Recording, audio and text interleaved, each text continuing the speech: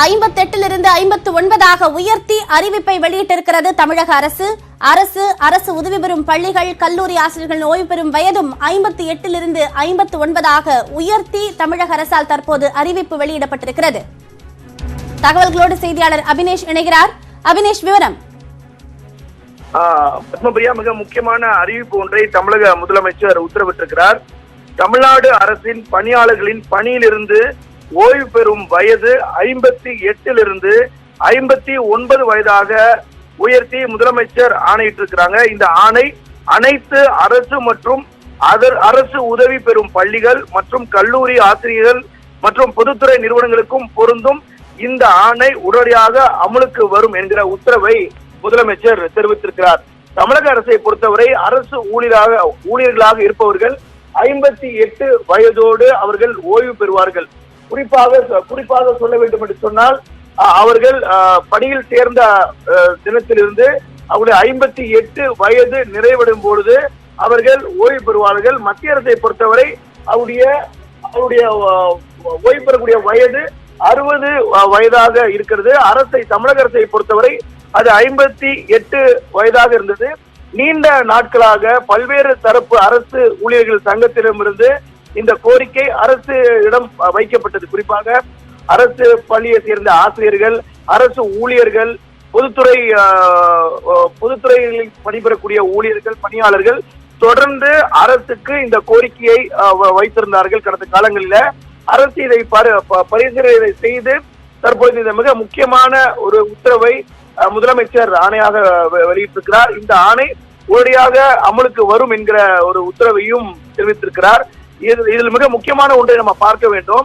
அதாவது, இந்த கொரோனா நோய் தொற்று நேரத்துல, மிக முக்கியமான நேரத்துல தமிழக அரசு மிக முக்கியமான ஒரு நிதி நெருக்கடியில இருந்தது.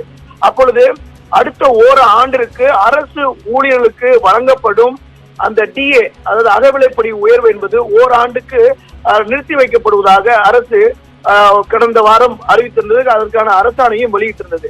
இதனால் பல அரசு ஊழியர்கள் கடுமையாக பாதிக்கப்பட்டிருந்தாங்க. குறிப்பாக அதற்கு அரசு ஊழியர்களுடைய சங்கமும் எதிர்ப்பு தெரிவித்திருந்தாங்க. அதாவது, உதாரணத்துக்கு சொல்ல வேண்டும் சொன்னால், குறிப்பாக ஒரு அரசு ஊழியர் கடந்த மாதம் ஓய்வு பெறுகிறார் என்று சொன்னால் அவருக்கு அந்த டிஏ, அகவிலைப்படி பணம் வராது. ஏறக்குறைய ஒருவருக்கு, ஒரு அரசு ஊழியர்களுக்கு 30,000 முதல் 40,000 வரை அவர் அந்த பல பலன்கள், அதாவது பண பலன்கள், பெனிஃபிஷியரி சொல்லுவாங்க, அந்த மணி பெனிஃபிஷியரி கிடைக்காம போகக்கூடிய வாய்ப்பு இருந்தது. இதெல்லாம் அரசு ஆவணம் செய்து இத்தகைய ஒரு முடிவை எடுத்திருக்கிறதா நம்ம மிக முக்கியமா அதை பார்க்கணும். ஏன்னு சொன்னா, இதை மேலும் ஓராண்டுக்கு நீட்டிக்கக்கூடிய பட்சத்துல அவர்களுக்கு இந்த ஓய்வு பெறக்கூடிய கால வயதும் கூடும். அதே போல அவர்கள் ஓய்வு பெறக்கூடிய நேரத்துல முழுமையாக அந்த நிறுத்தி வைக்கப்பட்டிருந்த அந்த டிஏ அகவிலைப்படி அடுத்த நிறுத்தி வைக்க ஆண்டிற்கு பிறகு, அதாவது 2021 ஆண்டு ஜூன் மாதம் வரை அந்த அகவிலைப்படி நிறுத்தி வைக்கப்படும் என அரசு தெரிவித்திருந்தது. இப்படி இந்த ஓராண்டு நீட்டிக்கக்கூடிய பட்சத்துல அந்த பண பலன்கள் முழுமையாக அவர்களுக்கு சென்று சேரக்கூடிய வகையில இது அமையும். குறிப்பாக இது மிக முக்கியமான ஒரு அறிவிப்பு. இது 58 வயதாக இருக்கக்கூடிய அந்த ஒரு அரசு ஊழியருடைய ஓய்வு பெறும் வயதை ஓராண்டு நீட்டித்திருக்கிறாங்க.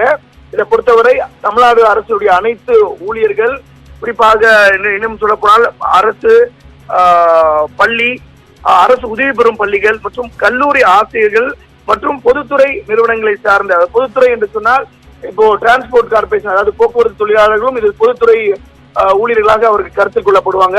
பொதுத்துறை ஊழியராக இருக்கக்கூடிய போக்குவரத்து ஊழியர்கள், அதே போல மின்சார வாரிய ஊழியர்கள் உள்ளிட்ட அனைவருக்கும் இது பொருந்தும். இந்த உத்தரவு என்பது உடனடியாக அமலுக்கு வருவதன் காரணமாக ஏதேனும் ஒரு அரசு ஊழியர் இந்த மாதம் மே மாதம் அவர் ஓய்வு பெறுகிறார் என்று சொன்னால் அவர் அடுத்த ஆண்டு மே மாதம் தான் ஓய்வு பெறக்கூடிய வகையில் இந்த ஆணை என்பது உத்தரவுக்கு வந்திருக்கிறது.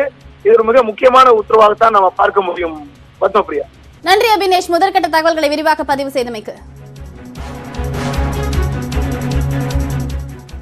சேலம் மாவட்டம் சிவதாபுரம் பகுதியில் உள்ள டாஸ்மாக் கடைகளில் குடை, ஆதார் அட்டை, தண்ணீர் பாட்டில்